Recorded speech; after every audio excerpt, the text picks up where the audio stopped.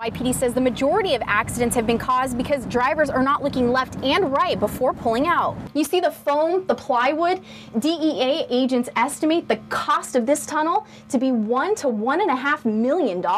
If you've been outside, you know that it's very, very windy and there's lots of dust blowing around everywhere. The shooting happened at the El Encanto Apartments right behind me here about a month ago. From breaking down doors to clearing buildings, the Yuma Police Department Special Enforcement Team is out at the Yuma Proving Ground for some training. Reporting live for your local news from the Yuma Civic Center, I'm Vanessa Herrera. 4 days after the horrific attack in the Boston Marathon, authorities killing one suspect and arresting the other. We give you that respect. Why can't you give these people respect? We're being told that we have to evacuate the premises by July 15th. We were given 60 days to do this. Residents at the Laguna Dam RV Park and the Riverfront RV Park got these eviction letters on May 15th.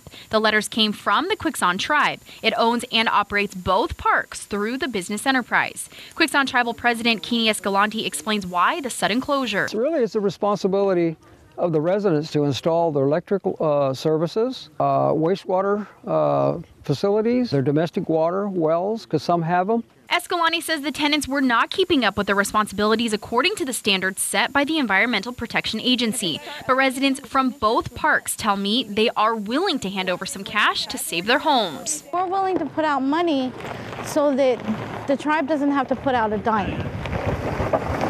But yet, that's not acceptable for them. The one thing all these residents agreed on? Time. But my biggest complaint is the time element.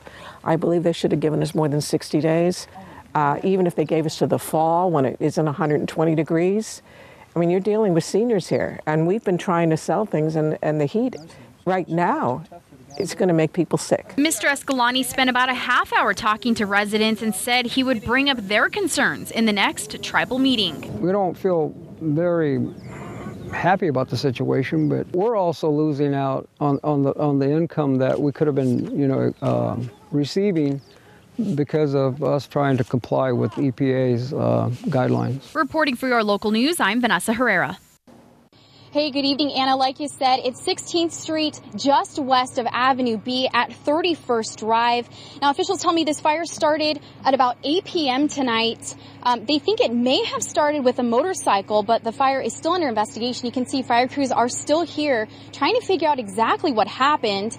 Now, officials do tell me that the fire was contained quickly, and here now is Yuma City Fire and MCAS Police because this is military housing. This is known as 16th Street housing. Officials do tell me that there were no injuries reported, but again, since this is military housing, there are some families that have been displaced. So joining me now is Lieutenant Catherine Wichard. And Catherine, if you could come over here for a second, can you just talk about what you guys are doing to help these families and how many families have been affected? Sure, we think right now it's about 5 families that are affected, and we're making sure that everyone is provided for this evening. Some families are staying with their friends, and others are being provided for by Lincoln Housing. Lincoln Housing was great being here on the scene right away to make sure that everyone either has a hotel room for the evening or that they're able to stay in a vacant apartment. All right, sounds good. So just to recap one more time, we're at 16th Street, just west of Avenue B at 31st Drive. Again, the fire started about 8 p.m. It has been contained, but crews are still here investigating to figure out what happened. No injuries, and again, this is military housing, but the military is going ahead and taking care of those families. So reporting live for your local news, I'm Vanessa Herrera. Back to you now, Anna. He has a lot of natural talent.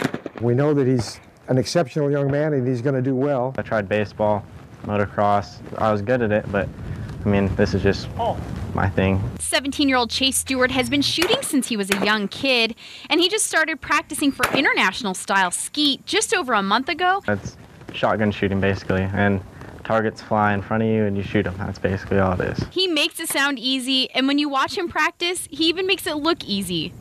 But in just a few weeks, he's off to Colorado Springs. The sight that we had on it was going next year, but we decided since I was doing good enough this year that we'll just try it.